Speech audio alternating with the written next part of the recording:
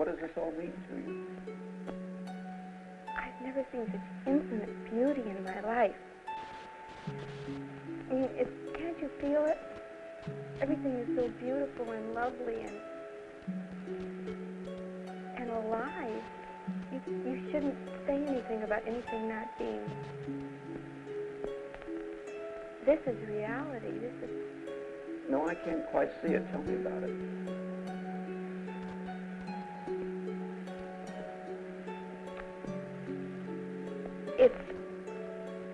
I can't tell you about it. If you can't see it, then you'll just never know it. Now, Gerald, I know you have great personal experience with lysergic acid. What do you think of it? To do that in 2 minutes, eternity in an hour. It's almost impossible, of course, as all the patients say, to describe it. You can only say it isn't, it isn't, it isn't. Trying to tell people what it is. Well, of course, I don't know any of our friends said that have taken it but haven't said this one thing in common. Well, I never knew anything like that in the whole of my life. And 1 or 2 people have said to me, I've said it to myself, that's what death is going to be like.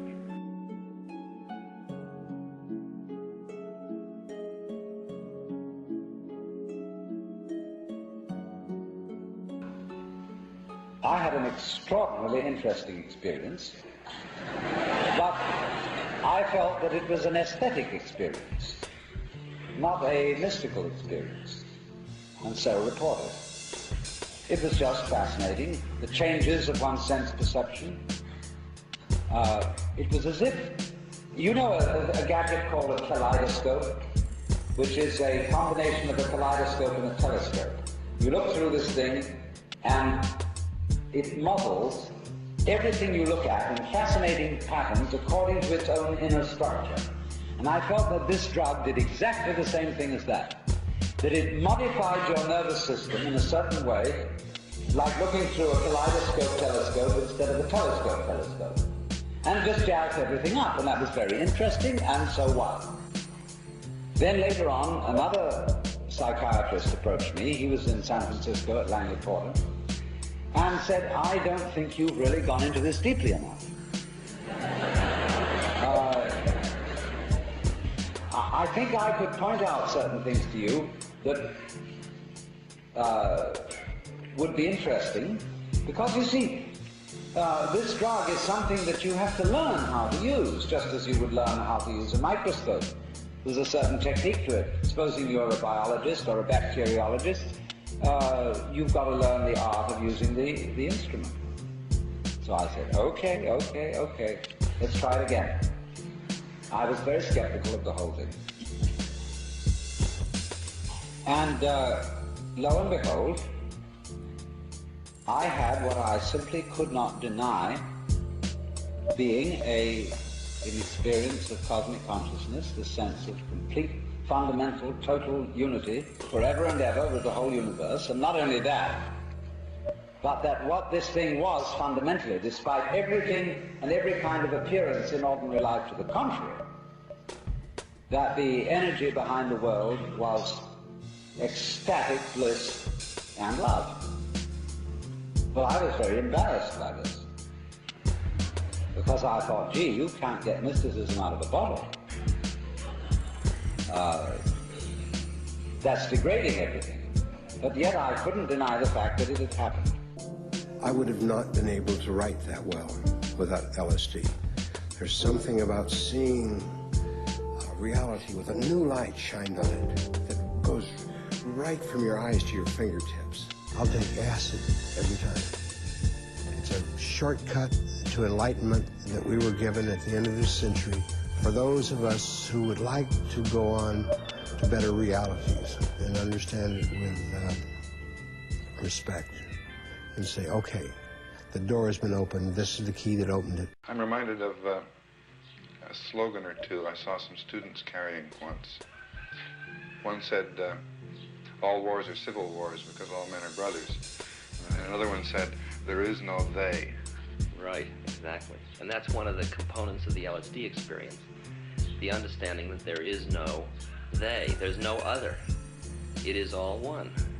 And it's really, what happens here is, there are a lot of experiments in psychology with figure ground. That is the relation of the background to what stands out, right? Now, in our culture, we've been trained for individual differences to stand out. So you look at each person, immediately it is brighter, dumber, older, younger, richer, poorer, and we make all these dimensional distinctions, put them in categories, and treat them that way. And we get so that we only see others as separate from ourselves in the ways in which they're separate.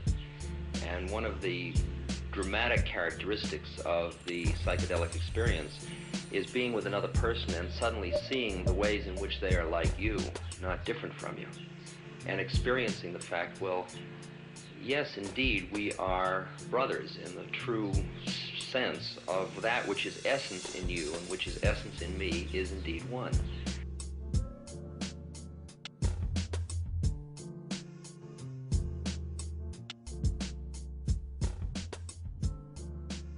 We got to the nightclub and we went in and we parked the car and we went in and we tried to, we sat down and ordered our drinks and then suddenly I felt just this most incredible feeling.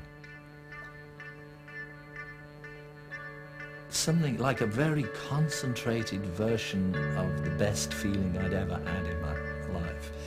It was just like fantastic. I just felt like in love, but not with anything in particular or anybody, just with everything. Just everything was perfect.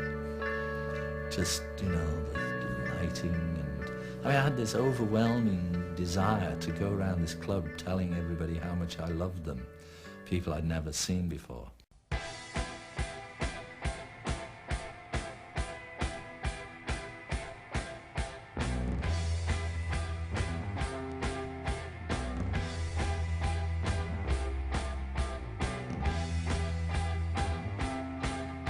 Turn on, tune in, and drop out.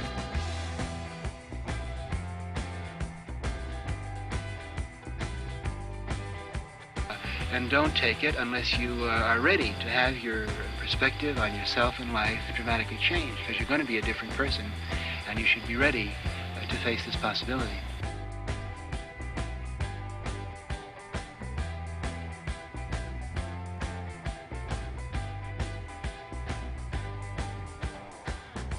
LSD is, to my mind, first and foremost, the greatest medical discovery of the 20th century, and I use it in the sense of ameliorating pain, creating caring, promoting unity, healing not so much of the individual psyche, although certainly its impact in that dimension is tremendous, but ultimately as a deconditioning agent, allowing us to move beyond the confines of historical society to see what we could be, what we have been, and what in fact we have the energy to be in the future. Thank you very much.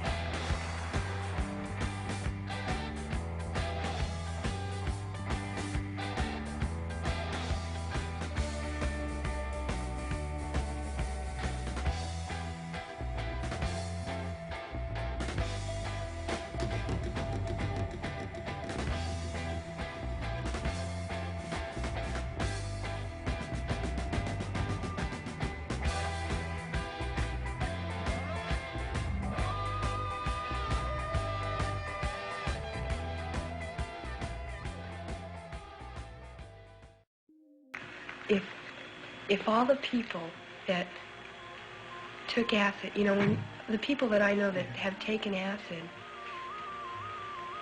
we can look out at the other people that haven't, and they can tell us we're crazy, and we can say, well, you haven't seen anything yet, because there are things that are more beautiful.